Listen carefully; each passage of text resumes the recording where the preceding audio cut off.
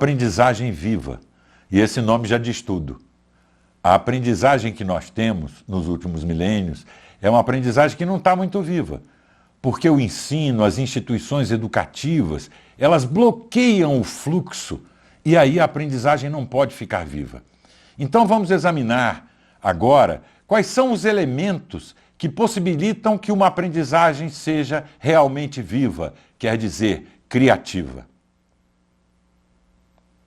O que a gente chama, em geral, de educação, quando a gente fala educação, as pessoas pensam imediatamente, automaticamente, em três coisas: escola, ensino, professor. Não é mesmo? Dificilmente as pessoas pensam no processo de aprendizagem, no que acontece quando uma pessoa aprende. O que acontece quando a aprendizagem acontece? Essa é a nossa questão fundamental. Porque nós estamos querendo uma aprendizagem viva, nós temos que saber o que acontece quando a aprendizagem acontece. Hoje está mais difícil saber isso, porque são milênios e milênios de ensino a que nós fomos submetidos, não é? E o ensino, ao contrário do que se pensa, não é um antecedente lógico da aprendizagem. Não é assim, olha, eu vou ensinar, o cara vai aprender. Não é? O ensino é mais ou menos o seguinte: eu quero que você aprenda, não o que você quer aprender, mas o que eu quero que você aprenda. Quando isso acontece, então nós temos o ensino. Porque as pessoas só aprendem o que elas querem aprender, o que elas são capazes de reintegrar na sua própria estrutura, né, de uma maneira única.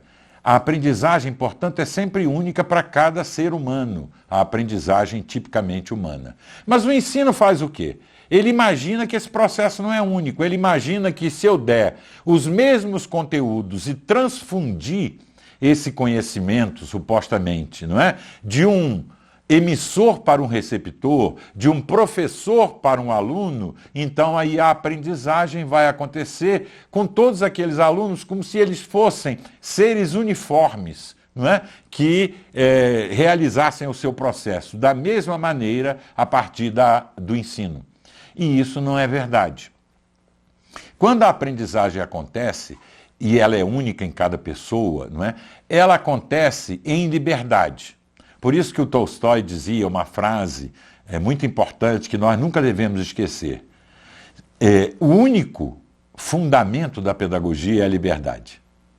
Não há outro fundamento além da liberdade. Então, quanto mais liberdade a pessoa tiver, mais vulnerável à aprendizagem ela será. Quanto menos liberdade, mais difícil. Ela pode até decorar o que você tenta ensinar para ela, mas ela não vai realmente aprender. E aquilo que ela decorou, ela vai esquecer, não é? Ela não vai ser capaz de reinventar. Havia um poeta que faleceu recentemente, um poeta pantaneiro, muito querido, chamado Manuel de Barros. E esse poeta dizia o seguinte: tudo que eu não invento é falso. Eu acho que essa frase, esse verso, pode ser, vamos dizer assim, a epígrafe, não é? De tudo que nós vamos conversar aqui durante essas sessões da aprendizagem viva. Tudo que eu não invento é falso. E o que é falso não é verdadeira aprendizagem. Pode ser ensino, mas não pode ser verdadeira aprendizagem. Bom, o que eu devo fazer então, tendo consciência dessas coisas? Tendo consciência de que não é o ensino que causa a aprendizagem. Em geral, o ensino dificulta a aprendizagem criativa, porque o ensino é reprodutivo e a aprendizagem é sempre criativa. O que eu tenho que fazer? Eu tenho que abrir a cabeça das pessoas, não é? Com martelo, para elas poderem aprender? Isso não adianta, não é? O que eu tenho que fazer? Eu tenho que configurar os ambientes de aprendizagem para que eles sejam mais favoráveis à aprendizagem. Por exemplo, o jeito que a escola configura é um jeito que dificulta a aprendizagem, não é? Uma escola é sempre igual, seja em que século você estiver, seja em que lugar do mundo, não é, você estiver. Não é? Tem lá uma fila de pacientes, que são pacientes da ensinagem, não da aprendizagem, e tem lá um professor, não é, dizendo o que aqueles caras têm que aprender. Não o que eles querem aprender, mas o que o professor quer que ele aprenda, porque está no currículo, etc. e tal. Né? Essa configuração não é boa. Se eu quero verdadeira aprendizagem, aprendizagem criativa e, portanto, livre aprendizagem, eu tenho que configurar esses ambientes de aprendizagem de outra maneira, não pode ser dessa maneira. Não é? E o que constitui esses ambientes? Vocês acham que é o prédio? São as carteiras escolares? É o quadro, a lousa, o quadro negro, verde ou branco? Não é? É isso que configura o ambiente ou são as pessoas que configuram o ambiente? Não é? Na verdade, quem configura o ambiente não é o prédio físico, assim como a escola não é o prédio. Não é? Quando você tem uma escola, independente do prédio, você terá a escola se houver o professor e o aluno. Se houver a separação de corpos entre docente e discente, aí você vai ter escola, com parede ou sem parede, embaixo de uma árvore ou num prédio luxuosíssimo, será a escola. Por quê? Porque a escola está baseada na separação de corpos docente e discente. Isso é uma configuração da rede de pessoas. Então, o que eu tenho que mexer é na configuração desta rede se eu quero obter comunidades de aprendizagem ou redes de aprendizagem que sejam ambientes propícios à verdadeira aprendizagem, que é a aprendizagem que você cria. A aprendizagem que você inventa, e não aquela que lhe chamam para reproduzir alguma coisa que tentaram enfiar na sua cabeça. As coisas que as pessoas tentam enfiar na sua cabeça não são aprendizagem, são ensinagem, ou seja, são decorrência do processo de ensino que é coerente com uma determinada configuração do ambiente, está claro? Então temos que reconfigurar os ambientes. Como seriam ambientes propícios, arranjos propícios de pessoas que fossem capazes de favorecer a livre e criativa aprendizagem? É isso que nós vamos ver. Como é que eu vou configurar ambientes que favoreçam a aprendizagem criativa, a livre aprendizagem? Bom, tudo começa, em primeiro lugar, com o desejo. O desejo precede a aprendizagem. Eu não posso querer que uma pessoa aprenda uma coisa que ela não quer aprender. Então, o primeiro requisito é partir do desejo. Não é? Então, como é que isso pode ser configurado? As pessoas têm desejo de aprender coisas. Quando elas têm desejo, elas têm a grande, vamos dizer assim, chance de realmente aprender. E como é que elas vão? Quer dizer, não é um negócio imposto por alguém, você tem que aprender isso, porque eu quero que você aprenda isso e não aquilo. Mas o cara está desejando aprender, sei lá, desenhar rostos humanos, ou está desejando aprender como é que se cultiva determinado vegetal, ou está desejando aprender como é que eu posso explicar que a Lua não abandona a Terra na translação da Terra em torno do Sol. Quer dizer, são desejos, e eu tenho que partir dos desejos. E o processo pelo qual as pessoas vão aprender, ele não pode ser heterodidático. Então aqui vamos fazer uma segunda observação extremamente importante. A primeira foi que a aprendizagem é livre e não é consequência do ensino. E a segunda é esta que eu vou dizer agora. Não é? Em geral, o ensino ele é heterodidata. O que significa? Que está fora, não é, o sujeito principal que vai incutir o ensino num paciente, não é, educativo. Não é? Existe, além do heterodidatismo, o autodidatismo que todo mundo sabe o que é quando a pessoa mesmo faz os seus esforços, caminha com suas próprias pernas para aprender alguma coisa. Só que estudando os fenômenos que acontecem numa sociedade em rede, que é a sociedade em que a gente já está vivendo, nós descobrimos que o que é mais eficaz, muito mais do que o heterodidatismo, que às vezes é prejudicial, quase sempre, aliás, e do que, inclusive, o autodidatismo, que tem que sempre estar presente, é o alterdidatismo. Nós aprendemos com os nossos amigos. Nós guardamos os nossos conhecimentos nos nossos vizinhos. Isso é a rede. Isso é uma boa definição de rede, não é? O Sugata Mitra, que é um cara que fez a experiência lá dos computadores no muro, não sei se vocês já viram os vídeos dele no TED, no YouTube, mas vale a pena conhecer o Sugata Mitra. Ele colocou computadores na parede e viu que as crianças sozinhas, elas conseguem aprender a navegar e vão até muito longe, até entender ciências complexas, não é? Como genética, por exemplo. Mas ele notou que não é a criança que aprende com o computador. A criança não aprende com a máquina. A máquina é um pretexto para que ela aprenda com as outras crianças que estão interagindo com ela. Então tinha uma época um mito de que se cada criança tivesse um laptop, isso ia acelerar muito a aprendizagem. As experiências e as reflexões do Sugata Mitra nos mostraram que não é assim.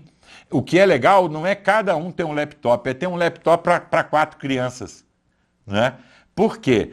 As crianças, elas interagem entre si, e é esse processo alterdidático, daí o alterdidatismo, que enseja a aprendizagem tipicamente humana. Tem um elemento de autodidatismo, mas o que está prevalecendo na interação, que é sempre, não é? Precisa de várias pessoas para acontecer, não é? É o alterdidatismo. Então, sabendo disso, vamos voltar à nossa questão. Como eu configuro um ambiente de livre aprendizagem? Primeiro eu parto do desejo. Eu tenho que agrupar as pessoas, deixarem elas se agrupar e formarem comunidades de aprendizagem a partir de um desejo congruente. Às vezes não é o mesmo desejo de todos, mas é um desejo congruente. Eu parto desse desejo congruente. E aí eu vou ensejar ou possibilitar que as pessoas, no processo investigativo, elas aprendam. Aprendam umas com as outras em comunidade.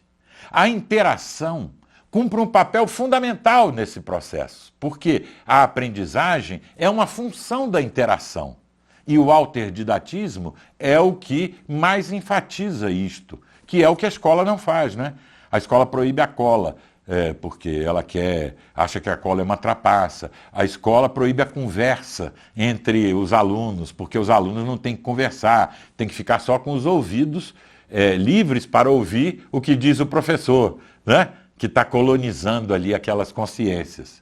Né? O processo de aprendizagem, então, é o contrário. Então, eu tenho que deixar que se formem comunidades de aprendizagem a partir do desejo das pessoas que formam essas comunidades, que são grupos de pessoas, são redes de pessoas, que vão, então, empreender a sua aprendizagem. Como? Coletivamente, investigando para descobrir alguma coisa. Então, descoberta e investigação estão muito ligados à aprendizagem. Na verdade, as instituições educativas, as universidades e até algumas escolas, elas separam a pesquisa, a investigação da aprendizagem, ou seja, da suposta aprendizagem ou do ensino. Então, primeiro você é ensinado e depois você vai investigar. É assim que acontece. Essa separação é totalmente artificial e contraproducente, porque a gente aprende com os outros quando a gente, juntamente com eles, investiga alguma coisa. Então, o processo de investigação, que é inerente à aprendizagem, né, ao fenômeno da aprendizagem, ele é um processo interativo e criativo. Mas como são muitas pessoas, a gente diz que esse processo ele é co-criativo. Não é? As pessoas co-criam alguma coisa na sua busca e aí elas conseguem aprender. Bom, então nós já temos os elementos fundamentais suficientes para configurar novos ambientes de aprendizagem em rede. São as comunidades de aprendizagem, que não podem ser forçadas, não podem ser clusterizações forçadas. Eu não posso juntar o João, a Maria e o José porque eu achei que eu devia juntá-los. Não, é preciso saber o que o João, a Maria e o José desejam, ver se isso é congruente e aí possibilitar que eles se encontrem e empreendam uma investigação conjunta, que pode ser uma investigação em livro, livros, pode ser uma investigação prática, fazendo algum experimento, melhor ainda, né? E aí eles vão caminhando no seu processo de aprendizagem, que é autodidático, mas é fundamentalmente alterdidático. Aí eu tenho verdadeira aprendizagem. Veja, você tem liberdade, você tem ambientes que permitam que as pessoas interajam, e aí eu consigo fazer com que a educação deixe de ser alguma coisa imposta sobre as pessoas, passe a ser um prazer. Não é? Eu consigo fazer com que as pessoas gostem de encontrar os investigadores, os co-investigadores, aqueles com os quais elas estão empreendendo essa jornada fantástica e maravilhosa da invenção coletiva, da aprendizagem coletiva. Né? Isso, evidentemente, vocês já podem saber que modifica. Esse negócio que muitas das configurações que nós temos hoje, né? Esse negócio da sala de aula, por exemplo, é um troço horrível. Não é? Aquelas carteiras enfileiradas. Não adianta você dar computador para as pessoas, da tablet, fica lá todo mundo sentado, um olhando para a nuca do outro e lá com o tablet na mão e o professor na frente. Não resolve, não é? Não é a tecnologia que vai nos salvar. A tecnologia pode nos ajudar, mas isso depende da configuração social dos ambientes. Esses ambientes, eles não são tecnológicos. A tecnologia é um recurso, um insumo. Eles são ambientes sociais. Eu posso ter comunidades agrícolas de aprendizagem no Neolítico, e nós tivemos, né, na história do ser humano, na história aqui nesse planeta. Então, e eles não tinham tecnologia nenhuma que nós temos hoje. Né? É a configuração social que é importante. É claro que se eu tiver uma configuração social favorável à aprendizagem, o uso das tecnologias vai potencializar a interação, vai aumentar a interatividade. Quando você aumenta a interatividade, você aumenta a taxa, vamos dizer assim, de aprendizagem. Né? Então, eu tenho que criar ambientes interativos, não é participativos, prestem bem atenção. Não é alguma coisa já configurada que eu vou colocar o pessoal lá para participar, para ser partícipe de alguma coisa que alguém já definiu. É interativo, não é? O que vai acontecer vai depender da interação. Então, nenhuma comunidade de aprendizagem vai ser igual a outra. Eu não posso ter um standard, um modelo, uma arquitetura padrão, não é? Um mobiliário padrão. Eu não posso ter os recursos padrão. Eu tenho que ter uma prateleira de recursos que essas pessoas podem usar, e aí eu tenho que configurar o ambiente de tal sorte que essas comunidades de aprendizagem possam se formar e começarem coletivamente a investigar, a inventar, a gerar conhecimento novo. Isso é aprendizagem viva. A aprendizagem viva é a aprendizagem em que o conhecimento não é um conteúdo transferido de um emissor para um receptor. O conhecimento, ele é uma relação social. Ele brota da fenomenologia da interação. Essas pistas, eu creio, que já são suficientes para a gente repensar a maneira como a chamada educação está organizada, para a gente reconfigurar o que nós chamamos de ensino, e para a gente, então, fazer aquilo que precisa ser feito. O que precisa ser feito é muito mais o que não precisa ser feito. Quanto mais você querer fazer coisas para levar as pessoas para algum fim almejado por você, pior. É preciso deixar essa liberdade. As pessoas tem que ir, você configurou o ambiente favorável, elas vão reconfigurando, elas vão mudando. Você quer que elas se reúnam numa mesinha, elas vão para debaixo de uma árvore, né? Elas vão fazer uma caminhada, elas vão investigar. Então você tem que dar essa liberdade para o processo todo acontecer. Isso é mais não fazer do que fazer. O problema dos professores é que eles querem fazer. E a única coisa que pode salvá-los é isso, deixar de fazer o que eles fazem. Então, boa sorte aí nas suas tentativas de materializar tudo isso que nós estamos aprendendo.